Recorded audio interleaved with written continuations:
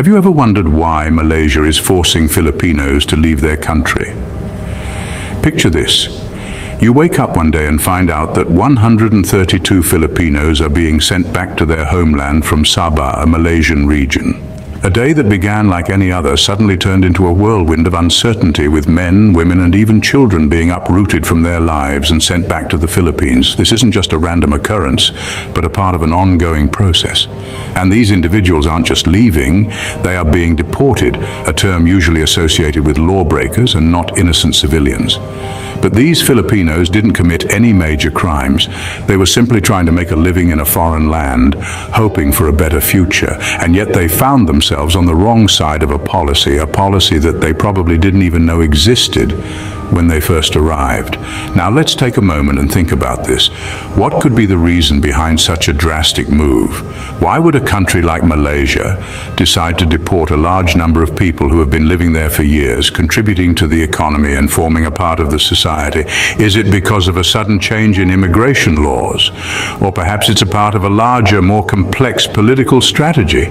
Could it be a reflection of a socio-economic issue that we're not aware of? Or maybe it's connected to a global phenomenon that's impacting nations across the world. These are all valid questions that need answers. And to find these answers, we need to delve deeper into the situation, peel back the layers, and examine the underlying factors. So let's embark on this journey together as we explore the reasons behind the eviction of Filipinos from Malaysia. Let's try to understand the forces at work, the policies in place, and the impact of these decisions on the people involved. But what could be the reason behind such a drastic move? Let's find out in the next chapter. Could the newly introduced Malaysian First policy be a probable cause? Let's delve into this a bit further. In 2025, Malaysia introduced what is known as the Malaysian First policy, a policy that, on the surface, is all about prioritizing Malaysian citizens in various sectors of society. From employment and education to social services and rights, the policy aims to ensure the welfare of Malaysians is put first. But what does this mean for the Filipino population residing in Malaysia? The Malaysian First policy could potentially affect the Filipino population in several ways. For starters, job opportunities could become scarce. Since the policy favors Malaysian citizens, employers might be inclined to choose local workers over foreign ones. This could result in fewer Filipinos finding employment and subsequently an increased number of deportations. Next, let's consider education. With the new policy in place, Filipino children might find it more challenging to get a good education. The preference for Malaysian students could lead to limited slots in schools for foreign students. This could put Filipino children at a disadvantage and hamper their chances of getting a quality education. But it's not just about jobs and education. The policy could also have an impact on social services. Healthcare, housing, and other public services might prioritize Malaysians over Filipinos. This could lead to Filipinos having less access to essential services, thereby affecting their overall well-being. And then there's the question of rights. How will the Malaysian First policy affect the rights of Filipinos in Malaysia? Could it lead to discrimination? Could it result in Filipinos being treated as second-class citizens? As we can see, the Malaysian First policy could potentially have a significant impact on the Filipino population in Malaysia. But is it the only reason for the recent deportations, or could there be more to it than just a policy implementation? How does this deportation affect Malaysia's socio-economic landscape? Now that's a question worth delving into. Imagine for a moment a bustling marketplace in Malaysia, vendors calling out their wares, the smell of fresh produce, and the constant hum of transactions. Now, take away a sizable portion of those vendors, the ones who are Filipinos.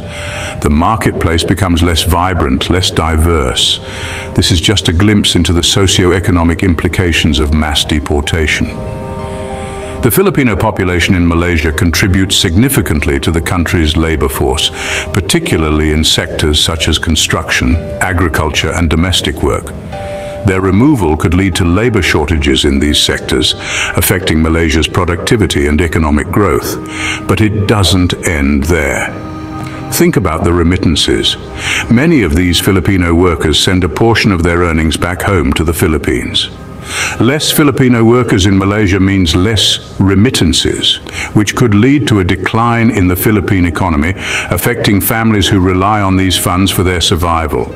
On the flip side, one could argue that the Malaysian First policy is aimed at providing more job opportunities for Malaysians. But will there be enough skilled and willing Malaysian workers to fill these gaps? And at what cost? The ripple effect of mass deportation goes beyond the immediate economic impact. It extends to the social fabric of Malaysia.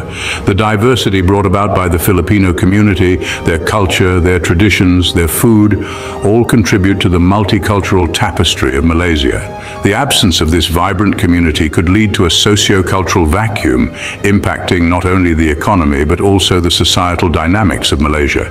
It raises the question, is the socio-economic cost of mass deportation worth the perceived benefits of the Malaysian First policy? Is it all about economics, or is there a humanitarian aspect to this? Stick around as we delve deeper into the humanitarian concerns in our next segment. What happens to the human rights of these deported individuals? This is a question that weighs heavily on our minds as we delve into the humanitarian concerns surrounding this situation.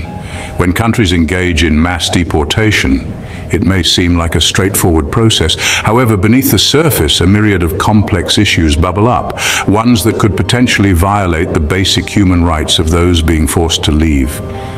Imagine the scenarios that could unfold. Families could be torn apart, children separated from their parents, and individuals could be sent back to a country they no longer recognize as home. These are not just hypothetical situations, they are real, acute concerns that can and do occur in instances of mass deportation.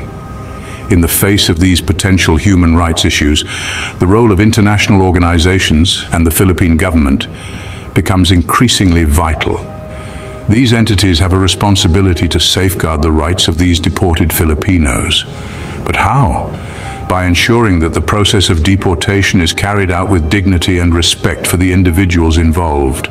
They must ensure that families are not separated, that the well-being of children is prioritized, and that individuals are not sent back to situations of danger or extreme hardship. The Philippine government in particular has a significant role to play. They must be prepared to assist their returning citizens, providing them with the necessary support, such as financial aid and job placement. They must also work closely with the Malaysian government to ensure that the rights of their citizens are not violated in the process of deportation. This raises another crucial question. What could be the long-term effects of such a move? The answer to this question is complex and multifaceted, touching on not only the lives of those deported, but also the societal fabric of both the Philippines and Malaysia. But that's a discussion for another time. For now, let's keep our focus on the immediate humanitarian concerns and the need for comprehensive solutions. What could the future hold for these deported Filipinos? It's a question that carries a load of uncertainty and one that we can't ignore. In the wake of their deportation from Malaysia, these individuals are now faced with the daunting task of starting anew in a land that may feel as foreign as the one they've left. They will need to find employment, secure housing, and navigate the everyday challenges inherent in such a drastic change. The reintegration into the Philippines poses a significant challenge, particularly for those who have spent a significant portion of their lives in Malaysia. They now have to adapt to a different culture, language, and way of life.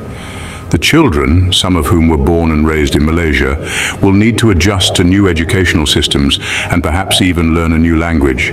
But it's not all doom and gloom. There are potential solutions and measures that could ease this transition. The Philippine government, aware of the plight of these deportees, could implement programs to assist in their reintegration. This could include job placement programs, financial aid, and psychological support to help them cope with the emotional toll of their situation. And what about the community? How can they contribute? Local communities could play a significant role in welcoming these individuals, offering support and understanding during this challenging time. Yet, we must bear in mind that these are just potential scenarios. The future is still uncertain, and the course that these individuals will take depends on a myriad of factors. It's a complex issue, one that requires thoughtful consideration and compassionate action. There's no easy answer to the question we posed at the start. But what we do know is that it's important to stay informed, to understand the complexities of this situation, and to extend empathy to those who are navigating this difficult journey. In the face of such a complex situation, it becomes important to remain informed and aware. So, subscribe for more amazing content and keep wondering. Don't miss out on future explorations and discoveries. Hit subscribe and ring the bell to stay updated with our new content. Your journey of wonder continues with every video. Stay connected and engaged on social media. Continue the conversation, follow us. Thank you for being a part of the Have You Ever Wondered community. Keep wondering, keep discovering. Until next time.